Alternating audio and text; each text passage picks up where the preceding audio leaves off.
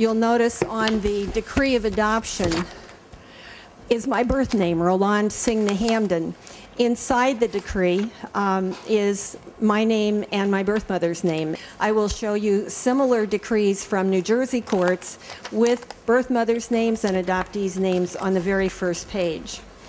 Every single objection that is brought up about this legislation by the opposition is based on a flawed premise that they have said repeatedly that birth parents had a statutory guarantee of privacy, or they may use different words for it. This is the bill in 1940 that sealed records.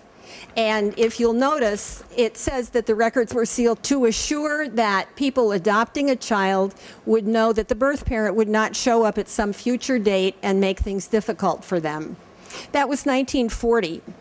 Please look down the page to the public policy statement from 1953 when the whole adoption code was revised.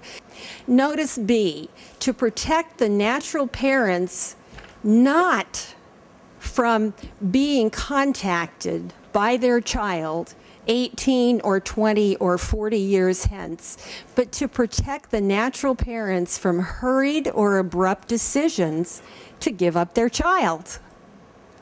Does this resonate with what's been said, what's been alleged about why the records were sealed? From 1940 until the present, when the child was adopted, the adopting parents could keep the child's birth name if they wanted, without any notification to the birth parent, without any consultation or request. Adopting parents were given the court order after the adoption took place, and here are the child's name at birth and the birth mother's name. If the birth mother's privacy from her own child was any concern at all, the fact that her name and the child's birth name are on this document that most adoptive parents got after the adoption was finalized in court should be substantial evidence. The assertion that the current law is better than this law that we're talking about today, this amendment, is based on this totally false assumption, and it's been 30 years of arguing around and debating the side stuff that doesn't look at the fundamental question.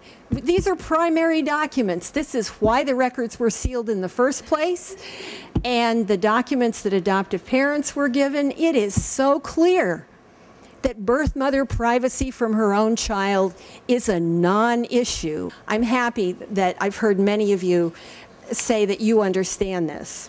I think that's enough. Thank you. Do you have any questions?